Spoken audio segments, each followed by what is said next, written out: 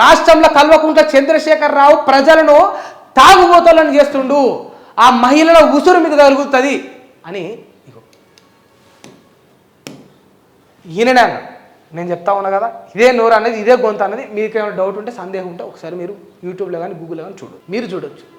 Official Congress page లెవెల్లో కూడా ఈయన మాట్లాడిన క్లిప్పింగ్స్, ఆ వీడియోస్ ఉంటాయి. మీకు ఏం సందేహం ఉన్నా మీరు చూసుకోవచ్చు.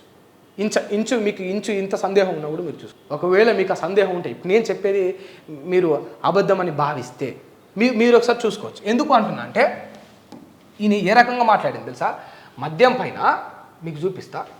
అసలు ఈ రాష్ట్రంలో జరుగుతున్నది మద్యం అమ్మకాల పైన మొత్తం కేసీఆర్ ఇంత సంపాదిస్తుండు, రాష్ట్రాన్ని తాగుబోతలు చేసి మొత్తం మద్యం పైనే రాష్ట్రాన్ని నడిపిస్తుండు అదేదని అన్నాడు కదా.